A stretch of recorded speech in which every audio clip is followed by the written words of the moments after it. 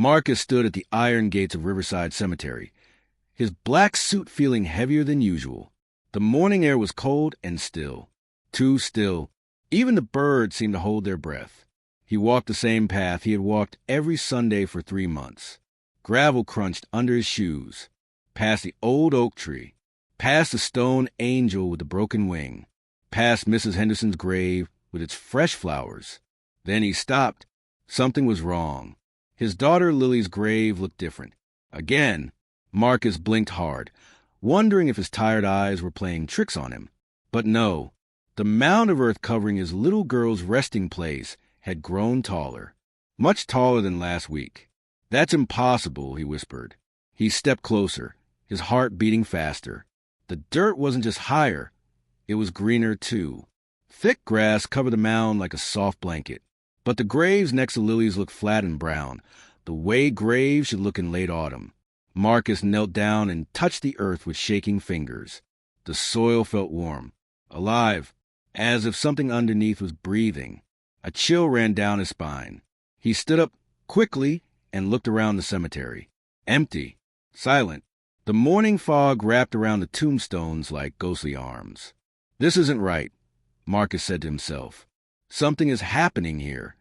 For the past 3 months, every single visit had been the same strange story. The mound would be a little higher, a little greener, a little more alive. At first, Marcus thought maybe the cemetery workers had added extra soil. But why? And why only to Lily's grave? He remembered the first time he noticed it. 2 weeks after the funeral. He had brought yellow daisies, Lily's favorite flowers. When he placed them on the grave, he noticed the earth seemed puffy, like bread rising in an oven. Just settling, he had told himself. Graves do that. But graves don't rise. They sink. The next week, the mound was even higher. And the week after that, it grew more. By the 4th week, grass had sprouted thick and green, even though it was October and grass everywhere else was dying. Now, 3 months later, the mound stood almost 2 feet high. 2 feet, like a small hill, right there in the middle of the flat cemetery. Marcus pulled out his phone and took a picture. Then another, and another. He needed proof. People were starting to look at him funny when he talked about it. His wife, Sarah, thought grief was making him see things that weren't there. "Marcus, honey, you need to rest," she had said yesterday, touching his face with gentle hands. "Your mind is playing tricks because you miss her so much." But this wasn't a trick. This was real. Marcus walked around the grave in a slow circle. The mound was perfect, round and smooth, like someone had shaped it carefully. The grass on top was thick and bright, almost glowing in the gray morning light. He looked at the small white tombstone. Lily Marie Carter, beloved daughter, age 8. Her smile was sunshine. Tears filled Marcus's eyes, but he blinked them away. He couldn't cry now. He needed to think clearly. Why was this happening? What was causing the earth to rise? A terrible thought crept into his mind. What if something was wrong down there? What if... "Good morning, Mr. Carter." Marcus jumped and spun around. Old Mr. Peterson, the cemetery groundskeeper, stood behind him holding a rake. His wrinkled face looked kind but tired. "You scared me," Marcus said, putting a hand on his chest. "Sorry about that." Mr. Peterson glanced at Lily's grave and sighed. "You're here early today." "Mr. Peterson, look at this." Marcus pointed at the mound. "It's grown again. Can't you see it?" The old groundskeeper scratched his gray beard. He had heard this before, many times. "Mr. Carter, I know this is hard for you." "Don't," Marcus interrupted. "Don't tell me I'm imagining it. Look with your own eyes. This grave is higher than all the others. The grass is greener. Something is happening here." Mr. Peterson walked closer and studied the grave. He poked the soil with his boot. "Soil shifts sometimes," he said slowly, "especially in new graves. The ground settles, then it rises a bit, then it settles again. It's natural." "Natural?" Marcus's voice rose. "For 3 months? Getting higher every week? That's not natural, and you know it." Other people in the cemetery turned to look at them, An old woman placing flowers on her husband's grave. A young man sitting on a bench. They all stared. Marcus lowered his voice. Please, I'm not crazy. Something is wrong. I need you to help me find out what... Mr. Peterson's face softened. He had worked at Riverside Cemetery for 40 years. He had seen many grieving parents. Their pain always looked the same, heavy and dark, like storm cloud that never left. What do you want me to do? The groundskeeper asked quietly. Marcus took a deep breath. The words came out hard and sharp. I want you to open a grave. Mr. Peterson's eyes went wide. Mr. Carter, I can't do that. There are laws. I don't care about laws. Marcus shouted. 2 joggers passing by the cemetery fence stopped and stared. That's my daughter down there. My little girl. And something is happening to her grave, and nobody will help me. His voice cracked. Hot tears spilled down his cheeks. Please, Marcus whispered. Please help me understand. I need to know why this is happening. I need to know what's pushing up from below. Is she trying to tell me something? The last question hung in the cold air between them. Mr. Peterson looked at the mound again. Really looked this time. And even he had to admit, it did seem strange. Unnatural. Like the earth itself was hiding a secret. Let me talk to the cemetery director, Mr. Peterson finally said. I'll see what we can do. But I can't promise anything, Mr. Carter. These things take time. Time! Marcus's voice shook. How much time does it take to dig up the truth? He turned back to Lily's grave and knelt down. He pressed both hands flat against the warm earth. I'm going to find out what's happening, baby girl, he whispered. I promise. Daddy's going to find out. Somewhere in the distance, a crow cawed. The fog grew thicker, and underneath Marcus's hands, he could swear he felt something moving, growing, reaching up toward him from the darkness below. 5 days passed like 5 years. Marcus couldn't sleep. He couldn't eat. Every time he closed his eyes, he saw that mound of earth growing taller and taller until it reached the sky. Sarah was worried, very worried. You're making yourself sick, she said at breakfast, watching Marcus push his eggs around his plate. Please, Marcus, let it go. But how could he let it go? How could any father let go when something strange was happening to his daughter's grave? On the 6th day, Marcus's phone rang. Mr. Carter? It was Mr. Peterson's voice. The cemetery director has given permission. We can open the grave tomorrow morning at 7. But you need to be there with official papers from the funeral home. Marcus's heart stopped, then started again, beating fast like a drum. Tomorrow, he breathed. Really? Yes, sir. Tomorrow. But Mr. Carter. The groundskeeper's voice grew soft. Are you sure you want to do this? Sometimes it's better not to know. I have to know, Marcus said firmly. I'll be there. That night, Marcus didn't sleep at all. He sat in Lily's bedroom, looking at her toys, her books, her drawings on the wall. A picture of a tree with a smiling sun, a rainbow, a family of stick figures holding hands. What are you trying to tell me, baby? He whispered to the empty room. At 6 in the morning, Marcus and Sarah drove to Riverside Cemetery. The sun wasn't up yet. The world was gray and cold.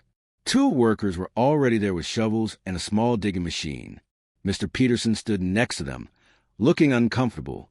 A tall woman in a dark suit stood nearby, Ms. Rodriguez, the cemetery director. Mr. Carter, she said, shaking his hand. I want you to understand this is very unusual. We're only doing this because of the circumstances. Marcus nodded. He didn't care about unusual. He only cared about answers. Please, he said. Just please start. The workers looked at each other nervously. Then they began. The first shovel bit into the earth. Marcus held Sarah's hand so tight his fingers hurt. She was crying softly, but he couldn't comfort her. His eyes were locked on the grave. Shovel after shovel. Dirt piled up beside the hole. The mound was even thicker than Marcus remembered. The soil was dark and rich, full of life. Strange. One worker muttered to the other, "This dirt is really packed, like something's holding it together." They dug deeper. 1 foot, 2 feet, 3 feet. Then one of the workers stopped suddenly. "Wait," he said. There's something here. Marcus's heart jumped into his throat. What? What is it? The worker bent down and carefully brushed dirt away with his gloved hand. He pulled something out and held it up, a root, a thick white root, twisting like a snake. What in the world? Mr. Peterson stepped closer. The worker dug more carefully now, following the root down. More roots appeared, dozens of them, thin ones, thick ones, all tangled together like fingers reaching through the soil. This shouldn't be here, Ms. Rodriguez said, her voice sharp with confusion. There are no trees near this grave. Where are these roots coming from? Marcus felt dizzy. Roots? Growing from Lily's grave? The workers kept digging, following the roots deeper and deeper. And then, stop, Sarah screamed. Everyone froze. There, in the dirt, barely visible, was something green, something alive. A small tree, a sapling, no bigger than Marcus's arm, growing up from below. Its tiny branches pushed through the soil like hands reaching for the sun. Its leaves were bright and fresh, even though it had been buried in darkness. How is this possible? Ms. Rodriguez whispered. Marcus stumbled forward. He fell to his knees beside the hole and stared at the little tree. His mind spun in circles. A tree? In Lily's grave? How? Why? Mr. Carter, did you plant this? Mr. Peterson asked carefully. No. Marcus shook his head hard. I would never. I don't understand. Sarah was crying harder now. Marcus, what does this mean? The workers pulled back more dirt, and they could see the sapling clearly now. It was delicate but strong, growing right up from the center of the grave, right from where Marcus's blood ran cold, right from where Lily was buried. Someone planted this. Ms. Rodriguez said firmly, someone put this tree in the grave, either during the burial or after. But Marcus knew that wasn't true. The grave had been sealed, locked, guarded. Nobody could have planted anything, unless a memory hit Marcus like lightning. He saw Lily's bedroom. 3 weeks before she got sick, she was holding a tiny potted plant, a baby tree no bigger than a pencil. Look, Daddy, she had said, her face glowing with joy. My teacher gave everyone a tree seedling for Earth Day. I'm going to take care of it forever and ever. Marcus remembered laughing. That's wonderful, sweetheart. What kind of tree is it? An oak tree. Lily had touched the tiny leaves with gentle fingers. Mrs. Parker said oak trees live for hundreds of years, maybe thousands. Isn't that amazing, Daddy? Trees live forever. Forever is a long time, Marcus had said, kissing her forehead. But that's what makes them special, Lily had whispered, hugging the little pot close. When people are gone, trees remember them. Trees keep growing and growing, and they never forget. Marcus gasped and covered his mouth with both hands. The memory continued, flooding back like water breaking through a dam. Lily got sick 2 weeks later. The sickness came fast and mean.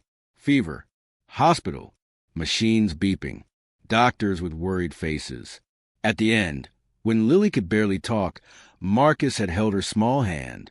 Daddy, she had whispered, my tree, don't forget my tree. I won't forget, baby. I promise. Promise you'll take care of it. Promise it won't die. I promise, Marcus had sobbed. I promise. But then Lily closed her eyes for the last time, and Marcus's world shattered into a million pieces. In all the pain and crying and funeral planning, he had forgotten. He had forgotten the little tree. He had forgotten his promise. The funeral day was a blur. Marcus remembered choosing Lily's favorite dress, the yellow one with daisies. He remembered Sarah combing Lily's hair. He remembered the small white casket. But he didn't remember the tree. Now, kneeling beside the open grave, Marcus understood. Sarah, he said, his voice shaking. The tree. The little tree from her room. Do you remember what happened to it? Sarah's eyes grew wide. Her face went pale. Oh, my God, she whispered. Marcus, at the funeral home, the night before the burial. I couldn't sleep, so I went to Lily's room. I saw the tree on her desk, and I remembered how much she loved it. Tears streamed down Sarah's face. I took it with me to the funeral home. I asked the director if I could put it in the casket with her. Something living. Something that would keep growing. He said it was unusual, but he allowed it. Marcus stared at his wife. You buried the tree with her? Yes, Sarah sobbed. I planted it in the casket, right next to her hand. I thought it would die down there in the dark. I thought it was just a way to keep her promise. But Marcus, she pointed at the grave with a shaking finger. It didn't die. It grew. Everyone stood in silence, staring at the little sapling pushing up through the earth, the tree that refused to die, the tree that kept Lily's promise, the tree that was still reaching for the light. Marcus's chest felt tight. He couldn't breathe, couldn't think. His daughter was gone, but this tiny piece of her love was still alive, still fighting, still growing. What do we do now? Ms. Rodriguez asked quietly. Marcus looked at the tree. Its leaves trembled in the morning breeze. It was small and fragile, but it was alive. So alive, he had a choice to make.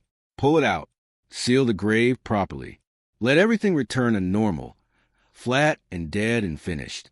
Or, I need to think, Marcus whispered. But deep down, he already knew what Lily would want. Trees live forever, and they never forget. Marcus sat in his car for an hour, staring at nothing. The cemetery workers had covered the grave back up, leaving the little tree exposed. It stood there in the morning light, small and brave, its leaves dancing in the wind. Ms. Rodriguez had given Marcus until tomorrow to decide. Remove the tree or face consequences. The cemetery had rules, standards. A tree growing from a grave broke every single one. What are you going to do? Sarah asked softly from the passenger seat. Marcus didn't answer. His mind was a storm of memories. Lily laughing, Lily singing, Lily running through the park with her arms spread, wide like bird wings. Daddy, look, I'm flying. And then another memory, the last day in the hospital. Lily's small voice, weak but determined. Promise you'll take care of my tree. Promise it won't die. I promise, baby. I promise. Marcus closed his eyes. When he opened them again, he knew. I'm going to let it grow, he said. Sarah turned to look at him. What? The tree. I'm going to protect it. I'm going to fight for it. Marcus's voice grew stronger. Lily wanted that tree to live forever, and I broke my promise once. I'm not breaking it again. Tears filled Sarah's eyes, but she was smiling. Are you sure? The cemetery might not allow it. Then I'll make them allow it, Marcus said firmly. That tree is part of our daughter. It's her love, still alive, still reaching for the sun. I won't let anyone destroy it. He started the car and drove straight to the cemetery office. Ms. Rodriguez sat behind her desk, looking surprised to see Marcus back so soon. Mr. Carter, have you made your decision? Marcus stood tall. His hands weren't shaking anymore. Yes, the tree stays. Ms. Rodriguez sighed. Mr. Carter, I understand this is emotional, but...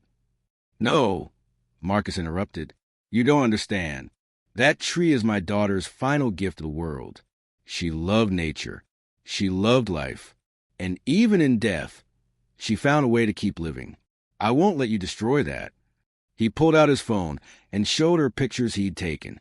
The mound, the roots, the beautiful little sapling pushing through darkness. Look at this, Marcus said, his voice passionate. Look at what love can do. My daughter died at 8 years old, but her promise lived. That tree grew in the dark, against every rule of nature. It refused to die because she told it to live. And I'm telling you, it will keep living. Ms. Rodriguez stared at the pictures. Her stern face softened slightly.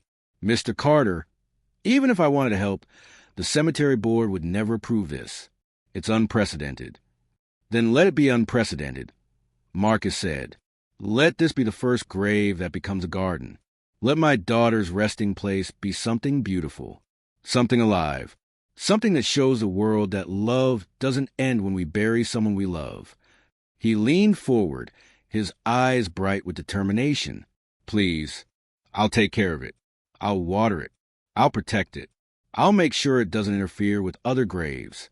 Just Please, let her legacy grow. Ms. Rodriguez was quiet for a long moment. Then she said something Marcus never expected.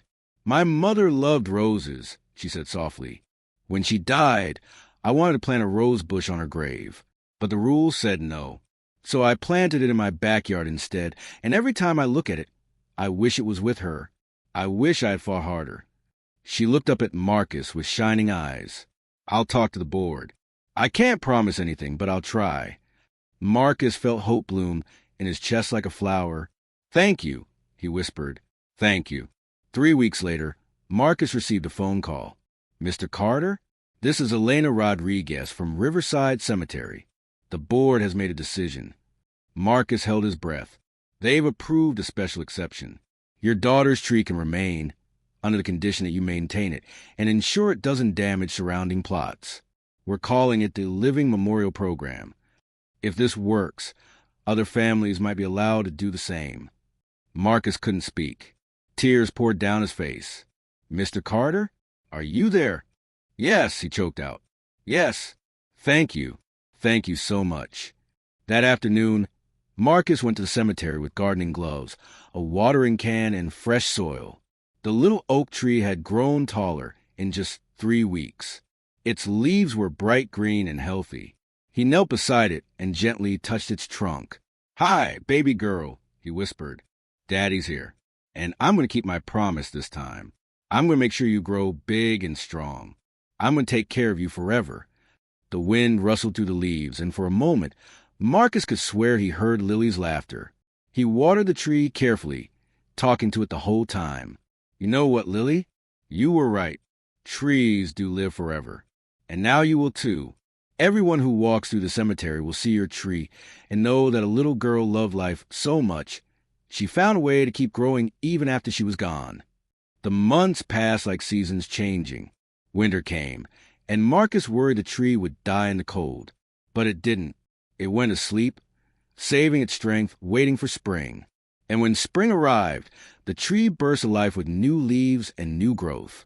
It was taller now, stronger, reaching toward the sky with determination. Marcus visited 3 times a week. Sometimes Sarah came with him. Sometimes he came alone. He always brought water. He always whispered to the tree as if Lily could hear. Other families started noticing. They would stop and stare at the beautiful little tree growing from the grave. Some smiled. Some cried. Some asked questions.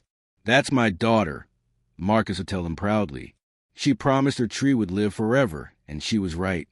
Soon, other families began asking about the Living Memorial Program. A woman planted wildflowers on her husband's grave. A man planted a rose bush for his mother. Slowly, section by section, Riverside Cemetery began to change. Death was no longer just an ending. It was also a beginning. 1 year after Lily's death, on her birthday, Marcus brought a small wooden sign he had made. He placed it next to the tree, which was now 4 feet tall and strong. The sign read, Lily's tree, planted with love, growing forever. Trees remember what we forget. Marcus sat on the grass and looked up at the branches. Sunlight filtered through the leaves, creating dancing shadows on the ground. Happy birthday, sweetheart, he said, his voice steady and peaceful. You're 9 years old today, and your tree is 1 year old. We're celebrating together. He pulled out a cupcake with a single candle and lit it. Make a wish, Lily. The wind blew gently, and the candle flame flickered but didn't go out. Marcus smiled and blew it out for her. I wish for you to keep growing, he whispered. Higher and higher until you touch the clouds.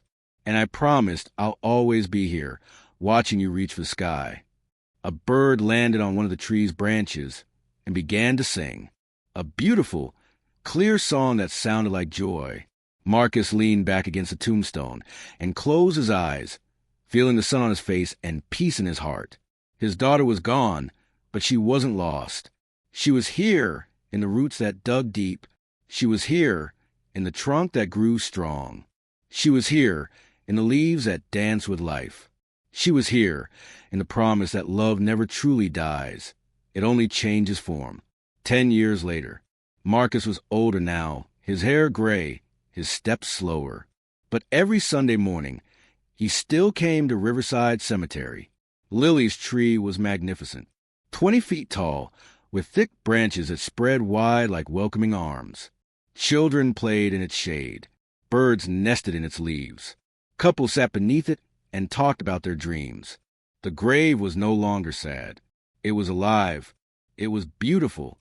It was proof that even in the darkest soil, love could take root and grow. Marcus touched the tree's bark, now rough and strong under his fingers. "Look at you," he said softly. "Look how big you've grown. Your mother and I are so proud." He sat on the bench he had placed there years ago and watched the sunlight filter through the leaves. The tree swayed gently, its branches reaching high into the blue sky. And Marcus smiled, because he finally understood what Lily had known all along. Death is not the end of love. Love transforms. Love adapts. Love finds a way. And sometimes, if we're very lucky, love grows roots and becomes something that will live forever, reaching always toward the light, refusing to be buried, teaching us that the most beautiful memorials are the ones that keep growing. Marcus closed his eyes and felt the peace of a promise kept. "I love you, baby girl, and I always will." The tree rustled its leaves in response, a gentle whisper that sounded like, "I love you too, Daddy, forever and always." If this story touched your heart, please share it with someone who needs hope today. Like and subscribe for more stories that remind us love never truly dies.